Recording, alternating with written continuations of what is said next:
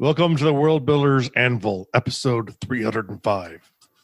Robots in disguise. Don't know where to start building your fantasy world? Do you need more? Does it make sense? Forget any worries and become a crafter of imagination.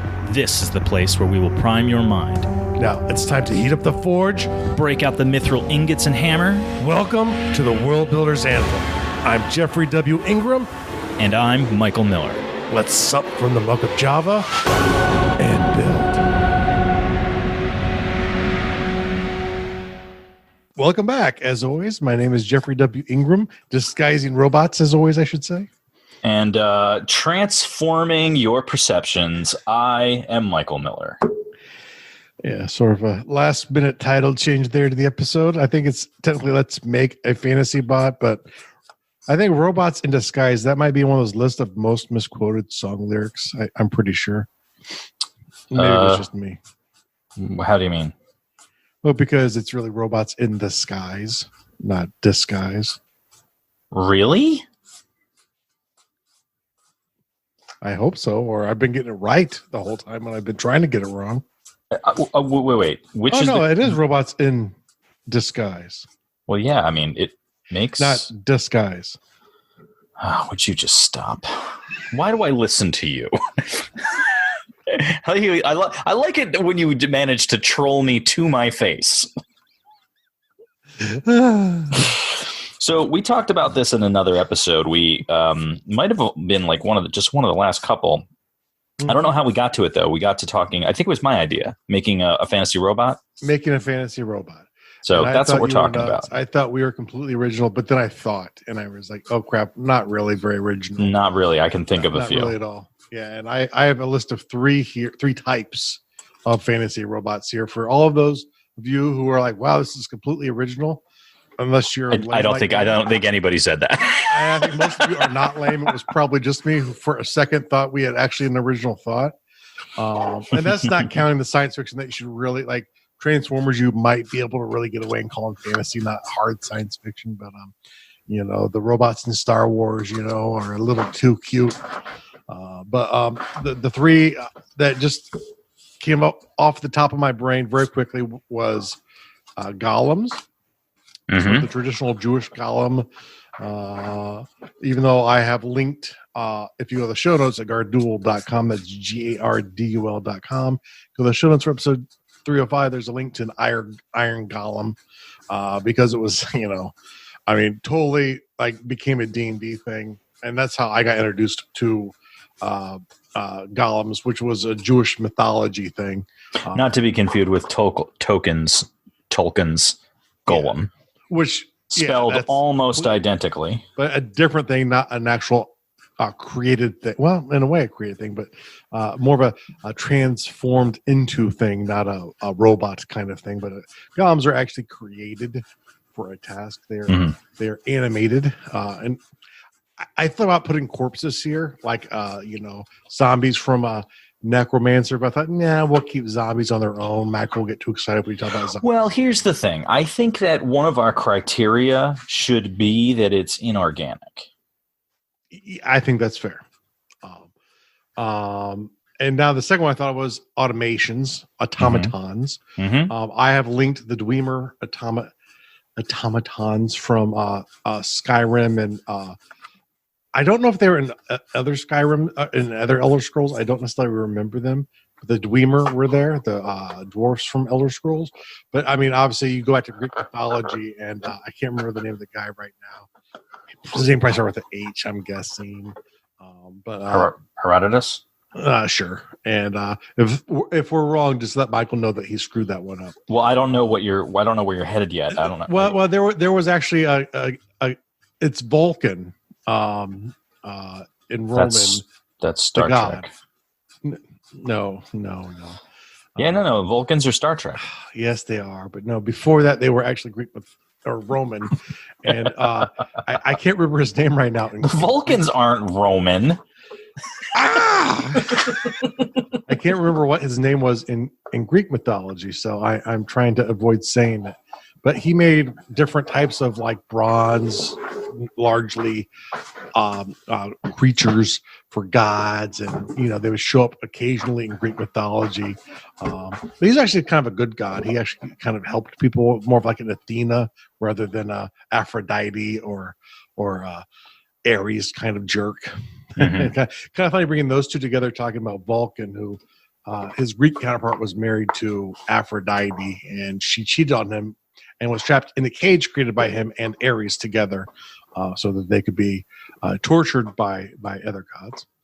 And then, of course, Clockworks. Clockworks. I was going to get to that. I'm not looking at the list right this second. I'm trying. These are the only three I've listed. Multitask here. And I was thinking of Hugo. I only saw it recently. I actually had no idea what it was. I'm sorry, what? Hugo, the movie. Hugo. Yeah, isn't there like steampunk? Isn't there steam sort of stuff in that movie? I don't remember exactly. It was kind of about this guy who created silent films and kind of disappeared and got rediscovered right like near the end of his life or something. It is. I mean, it's a totally like crazy fantasy but fiction. In the movie, there was like an automaton that a boy was trying to create. And I forget. I kind of think he was an automaton too, or maybe that was just me thinking he was an automaton. It was a bit of a surreal kind of movie, but it was a fun watch. And so, but there are other types too. But I kind of with Michael. I think you kind of have to keep it inorganic for it to be considered really a robot-y thing. Otherwise, to me, it's an evil magic thing, and that's so different than a magically created piece of clay when it's a magically created piece of flesh. That's just different. I believe there are like probably flesh columns too, which just that sounds gross. It's silly. I mean, come on, just call them zombies at that point. Don't try to make them gods. Or a person. I have to Google that now. It's just a person. I bet there is, and I'm hoping it's not pornography. Yeah, you might. The word flesh can be dangerous in search engines. You might want to skip that search. Well, it's better than when I was role playing a special ops game in Afghanistan. And so one of my friends asked me if there were stores in Afghanistan where they could go in and buy guns. And so we're Googling, where can you buy guns where to buy guns in Afghanistan. And we're sitting there going, this is probably not the strangest thing. Yeah. You're probably definitely still flesh. You're on a search. You're on a watch list now. Yeah. Well, yeah. And I already probably am for being a veteran. We typically get thrown on watch list. Like, wait, we trained them to do what? We better watch them. And flesh golems are still a D&D creature. So, to me, it's like, come on, we'll just leave them zombies, and let's not, just create a new page in the dungeon or in the monster manual. Okay. So now, did you have a story intention for this character, or are we creating effectively a character, or are we just creating? This could be a character or a thing. I don't know. I have no intention to use it. But my first point is we need that. Okay, but my follow-up question might help guide. This is a completely open one I've not thought about. Fair enough, but what I was going to say is we could create a specific thing. Like this is a singular robot made by, X guy, or we could make a thing that it could effectively be a pseudo race. It could be a pseudo race, or it could be, I mean, obviously if you've listened to anything in Gardul about, gnomes, this could be I was just going to go gnomes. Thing. Yeah. This would be that's very too gnomish. Easy, I feel. And okay. We don't like easy. And this is one of the things here is, and this is one of the key things when you build stuff, right? Have a purpose for it, a story hook, and typically a theme of why you're using it, right? Because especially in fantasy, you could use a different race, you could use a special monster. When you choose, especially if it's something important for a story, have it in there for a reason, and sort of general like themes I've seen for robots, or man versus machine is probably the most common, right? It's the Terminator storyline where machines are going to take over, and and human minds, that's the easy one to connect to because they're going to. And how many people have lost jobs since the dawn of man because of a new machine being created? Now, they're not as advanced as robots usually, or to this point, robots have only started coming in since the 70s, and they've taken lots of manufacturing jobs. Yeah. I know we talk about them going overseas, but most manufacturing jobs have become robots. And so there's a real reason, a realness to robots taking jobs. Now, I'm not going to get into the ethics, and you could argue both ways, pro and con against technology. And I'm by no stretch of the means a Luddite, but if you're in an industry where your job gets outsourced to robots, there's good reason to fear robots, and that's quite an understandable thing. Or if you're under the fear of losing your job to a robot, it's understandable to be leery of them. So that's, I think, a real kind of fear thing that you can get into people. And the other good thing is what is human? It's the data question. I don't know that we want to quite tackle that question in this. Although episode. But that could totally be an episode. That's a great question. And I think it's better, and that's better for more your lone built robot. And you could go for a whole bunch of them, but story wise, you want to focus on one of them, or a couple of them, so you can humanize them. That's what you do in stories when you want to make them feel human, and to get people at a road where they're not sure, should I consider this a human or not? Because it's like if you watch Caprica, early on, as Cylons are developing, what is a robot, what is a human, where's that line crossed? And obviously mistakes in that question led to the destruction of Caprica. I'm a bigger fan of dehumanizing.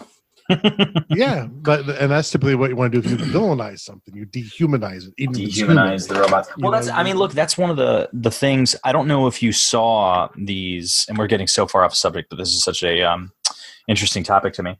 I don't know if you saw, how Boston Dynamics puts out their videos on the different robots they're building. Oh, that weird dog jumping one, and right. Well, there's a group of guys that do videos and special effects, and they made multiple videos that look just like the Boston Robotics videos. And they even theirs are called Boss Town, so BOSS Town Robotics. So they're intentionally trying to not, they don't want people to think that it's real, but they want to make it look as real as possible. And they have these videos where there's a robot, but the thing is, it's all CGI. Now, here's the thing. A lot of people didn't realize that it was a CGI special effects thing that they were doing, and everyone thought that the robots in it were real. And so certain people were upset because in the video, they abused the robot. They hit it with hockey sticks, they shove it, they push it, they throw things at it.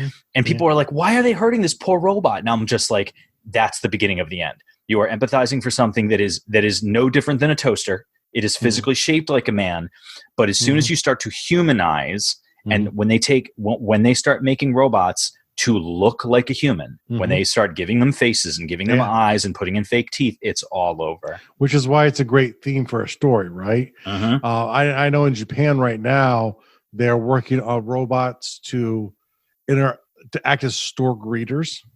So it's sort of like, if you walk into a Walmart in America, you typically have an elderly person who welcomes you to the store, right? And then you go in and get lost because it's so freaking huge. They have, I'm sure you've seen in Stop and Shop, they have robots that roll around in Stop and Shop, and they basically they don't try and humanize those. No, not even close. Well, actually, most of the ones that I've seen put big googly eyes on them, and that's they look extra creepy because of it. Yes, I can't stand these things. It's usually in the way, but it's there to let the store know when a mess is in a given aisle. It roams the store. Yeah.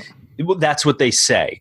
I think it's more of a big brother, scanning your information sort of thing, but I don't want to get into conspiracy. That's quite possibly. I don't know what they're there for. I don't necessarily trust what Stop and Shop says. I think it's a data Part of it is device. Probably to report messes. I do think it's a data gathering device in some fashion. And probably it does both. And it's probably more to watch employees than it is to watch probably people in the store. But it probably doesn't care. It's indiscriminate. It's like your AIs that listen in your house. They have to listen to everything to hear the things that you want to hear the things they need to hear. Sometimes they make mistakes and they record drug deals and people having sex and people talking to their doctor and lawyers. Yeah.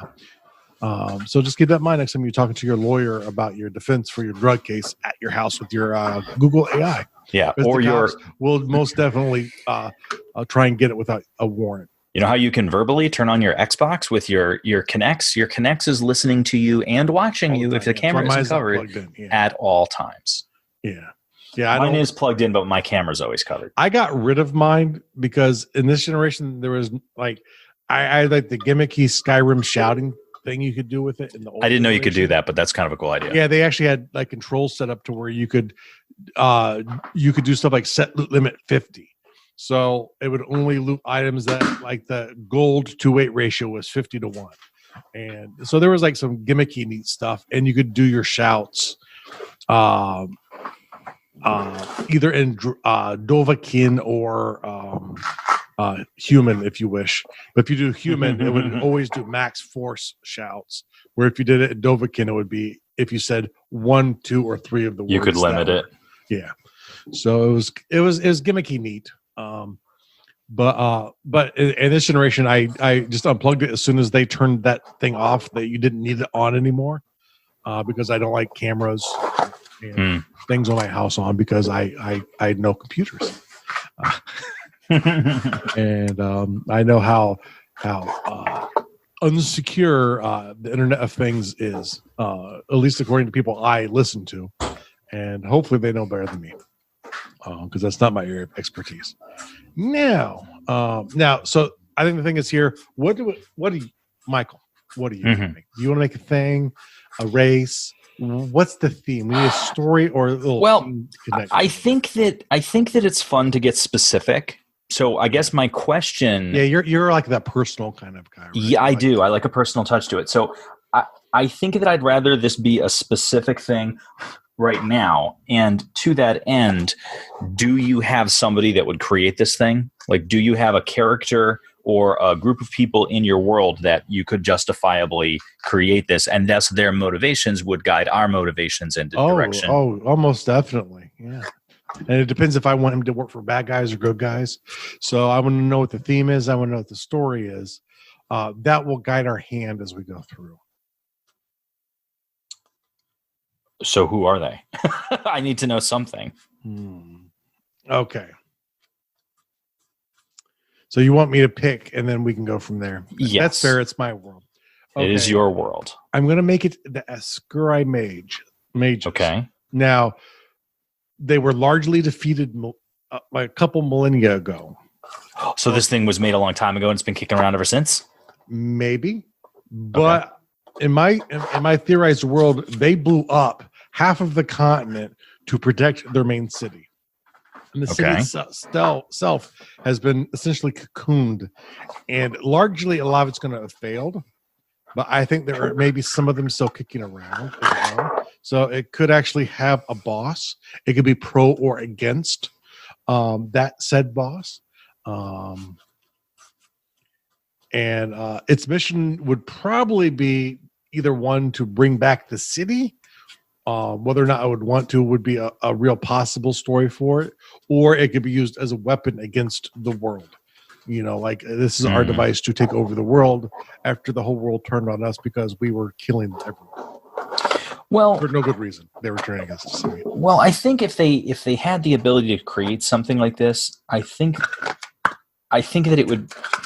I mean, it's obviously magic. It's going to be a magic robot. Yeah. To let people know some background, including Michael, the Ascurai were ruled by the mage of 100 and 1,000.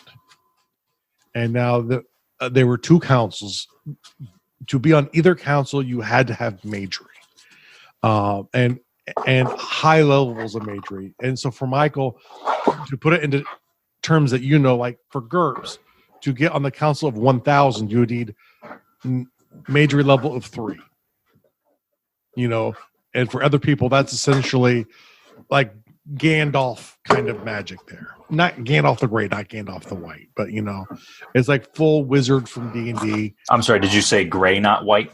Gray, not white. Okay. So So essentially, a level 3 mage still in GURPS quite terms significant. is quite significant. It's like a full-fledged wizard from D&D with a pretty, like, at least through like spell level 9. I mean, like, fairly powerful in terms of magic. Now, the Council of 100 would be what I call true mages.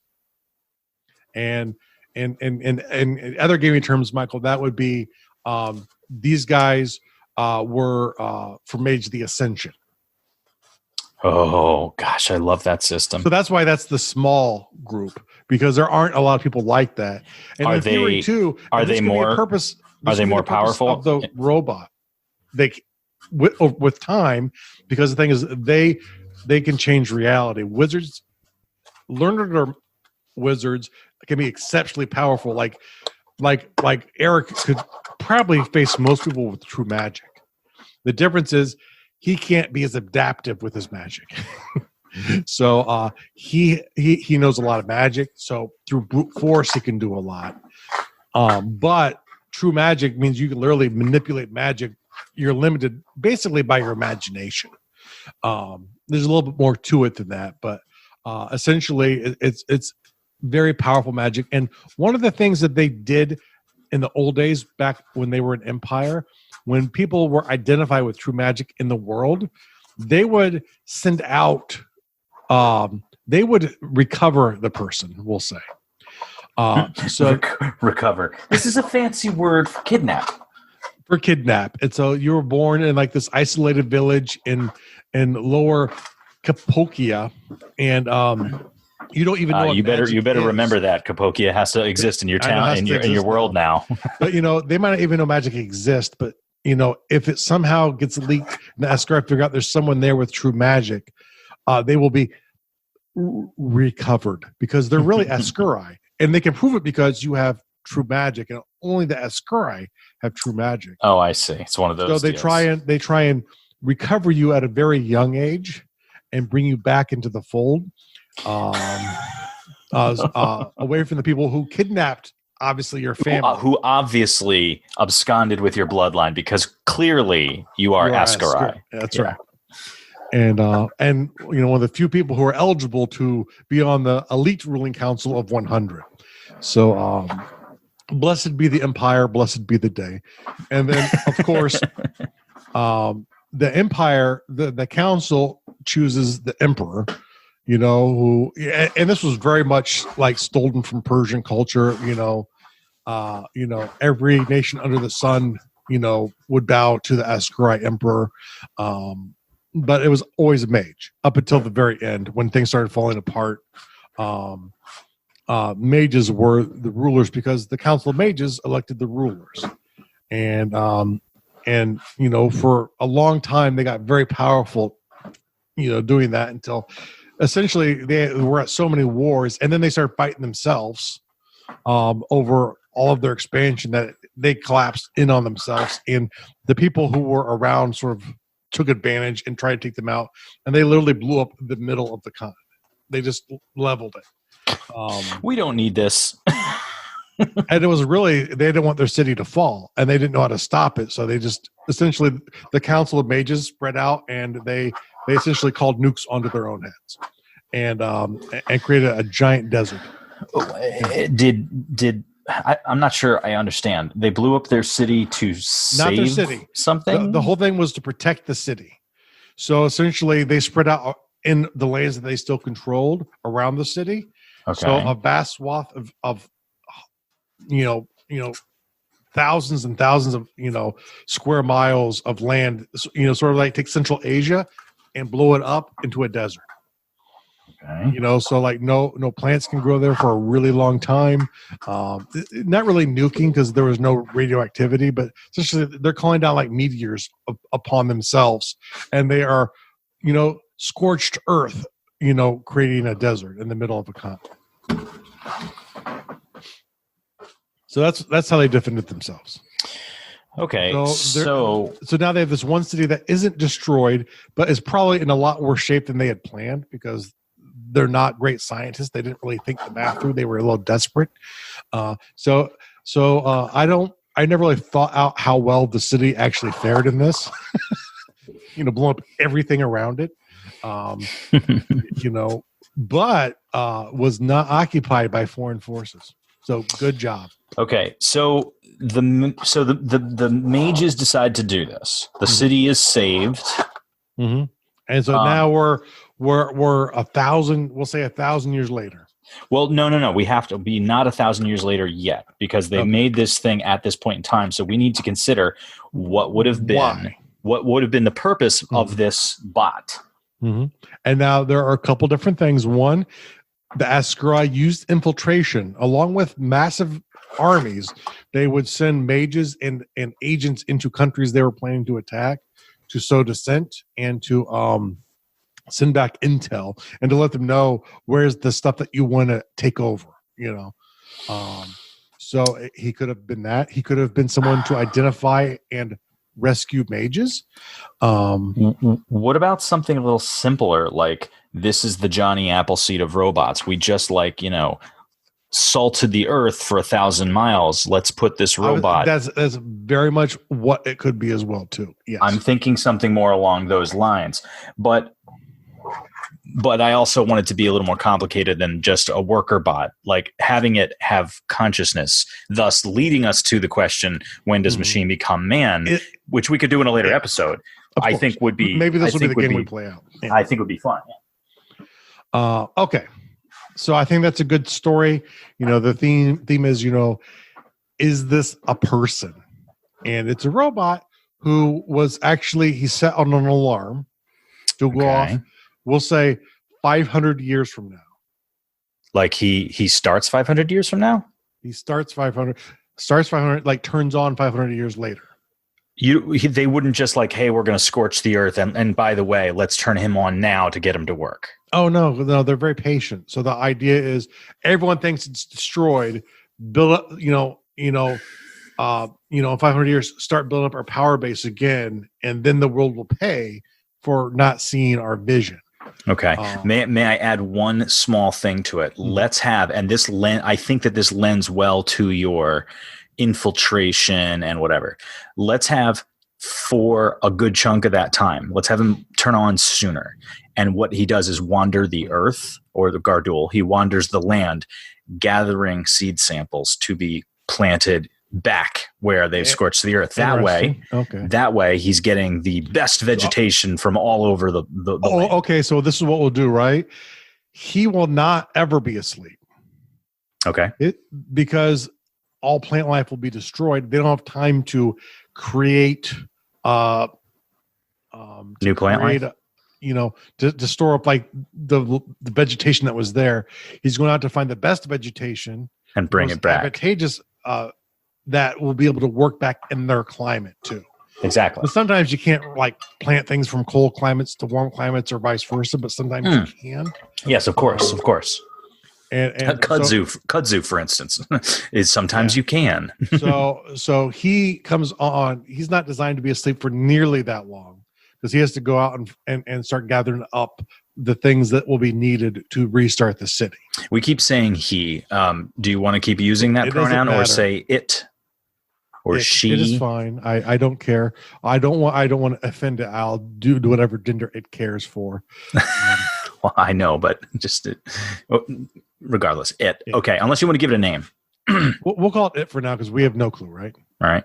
This is strictly I have no idea build episode. So was this a singular person's, a singular mage's creation, or was this by committee? This was by committee. By committee. Okay. It was done by committee. Okay. He was probably built by one mage though. And there's probably a couple of you. One is backups. Yeah. And let's say that there's say 20 of you. Mm-hmm. And one mage built 5. So 4 different mages built 5 robots, and they all scatter. Okay. That's the job, is scatter, build stuff up, and slowly feed it back. Would they be powerful enough to... Would they... Oh, are you offering me one? Not that one. Do you have enough for everybody, Michael? My wife is offering me chocolate. Do you have enough for everybody? I do. Come on over. Oh! I see what you're doing there. You see what I'm doing there? So yes, Wow. my wife just broke into the advent calendar for chocolate, so she offered me a piece. Yeah. I just got something right in the back. It feels weird. How was that a stab in your back? Because I'm far too lazy to go. You know that. It's not like you have to drive to my house to get chocolate. I'm sure you have chocolate probably in your house, as opposed to but I want out of your chocolate because you're eating it right. I don't want you to have my chocolate. Oh, so now you're. You can. No, you're still quite invited if you would like to come over for chocolate tonight. You may have some tonight. Come over on the 13th. No, no, you cannot come over on the 13th. I will not be here. So, would these guys be powerful enough too? So they're going to be magical robots. Could these magical robots, because you figure if they're gathering seeds, storage becomes an issue. So do they have some sort of compartment of holding, or do they have some sort of mini portal that they can drop the seed into and have it go back to their land? A teleportation portal, so to speak. Yeah. Let's say you have sort of like a little portal bag, right? Well, like I said, I'm not saying a bag of holding. I'm saying a compartment of holding. They have like a little. They pluck the seed and they drop it in. It's a bag. You drop it in the bag, but it goes back to a place. One of the robots for each of the people on the teams is supposed to be back at the city, and they're making sure the stuff is stored properly. You're just literally delivering the seeds. Your job is to verify the seeds work or the life. Are you saying there's a mage doing this, or there's just another robot doing that job? One of the robots is designed to gather and store it for that 500-year. Okay. So when the 500 years is up and the city turns back on, is that when they will start planting, or no? They'll start planting before that. They'll start planting immediately. Okay. Or however long it will take to ensure that there is a food supply available. When the city turns back on, and the mages, the hooples are mainly dead, but the mages that are still there. I may have mentioned it on the show before, but I'm going to mention it again, even if I did. Look up the story. I wish I remembered the names. I do not. There is a man on this planet who built a rainforest. There's a rainforest on this planet that when he was younger was a desert. Okay. And plant by plant by plant, he built what is now a rainforest. Was this like a Johnny Appleseed? Or I mean, this guy's like, Johnny Appleseed on steroids. But this is real life. Seeded apples across for real, seeded apples across. Well, true. But this guy took a huge area of space where nothing grew and slowly but surely built it up and built it up and built it up and kept planting and planting and planting till now it is a thriving rainforest. And that's effectively that as an interesting episode topic. We totally should. It would be great. And or it's a footnote and we're done with it now. Because we'll forget about it. Yeah. Maybe. My point is that sounds like what we're doing now, where you're going to take a big area of space that they're like, this can be awesome, but we need to plan right. And that's going to require these robots because we'll be dead. Essentially 5 robots designed to do that. And you all you have backups to be able to do that, but it's like buried information. There's a protocol for opening up in case like one of the robots that's doing it, because that's actually the more important job. But the more boring job story-wise. How large are these robots? My thought is you're meant to appear human. Oh, these are human looking. Oh, yes. Oh, see, I'm thinking like spider bots with collection arms. You want a replicant. Yes. But I think you have the ability to make small automatons. That's like a skill thing. You can make small automatons. And the only real magic you have is to give them the spark of life. But like if you need a robot to do something, you can create like a little spider. And it will take time. It's not like a magic spell. Right. Outside of the battery you put into it. So the robot makes mini robots, like collects. I'm thinking like, okay, well, I want to collect the seeds off this tree, but the tree is not. The tree can't hold my weight, and I don't want to knock the tree down. You can't use magic because you're a thing. Mm-hmm. But you have a battery that's a little overcharged, and we'll say, like your health is like 20, right? All right. To create a robot takes at least 1 health. All right. So when that robot has served its purpose, you need to recover your life from that robot and put it back in you. If that robot is destroyed, you can't recover your life, and you could, in theory, die from creating robots. So there's a risk when you create one, but there's always the desire to ensure that it does what it needs to and that you can recover the bit of you that it takes to create it. So it serves its purpose, it returns to you and becomes part of you again. Mm-hmm. But it's something that you have to create something to hold your life, because it's like you can peel off your skin. So like you can take some metal or some wood, something inorganic to piece together to make it accomplish a task that you can attach your life to. But if you make too many, you die, which you wouldn't do on purpose. And you would know, like, oh wait, I got down to 10. I'm done making these things. You'd stop at a point no matter what. Part of your programming, self-preservation, programming. But yeah, I mean, if you're sentient, that you don't want to kill yourself either. So, but in a way, it's kind of like magery, where there's a lot of sentients that kill themselves. Part of your life to do magic, and that's so. I'm saying you can't do magic, but in a way, you are. Yeah. So, yeah, no, I like that. So you appear flesh, you feel flesh. Are you self-aware? Like, do you know that you're not human? Oh, yes. And you know what your job is. Okay. And the people you work for who were just humans, some good, some bad. A good idea, though. I mean, they really, in many ways, they had a very advanced civilization. They brought peace to places that were in constant tribal warfare. So whether or not you believe in the thing or not, there's a very strong argument that it would have been better if they had won. And the collapse was unfortunate. And so, here's at the beginning, you would probably believe very strongly it would have probably been built into you. But being self-aware, there's always the choices. I'm having a disagreement in style here because, like, I'm thinking more of an automaton sort of robot thing, whereas you're saying it is like a person, and you're saying believe. You're giving it some very high-end thinking. Yeah. I was thinking something more like a spider bot that does not think. You're basically talking full-blown Pinocchio here. Here's the problem, right? Is it's all about infiltration. They need you in parts of the world where the people who hate Ascari live. Yes. And if you're a giant metal robot walking around, you're going to get stomped. Due to the length of this episode, we're going to have to split it into 2 parts. So come back next week for the exciting conclusion of Let's Build a Robot, Make Him Our Best Friend. Thank you so much for listening to the World Builders Anvil. We would love it if you would share the World Builders Anvil with 2 of your friends. And so would they. If they are unfamiliar with podcasts, then you get to introduce them to the wonderful world of podcasting.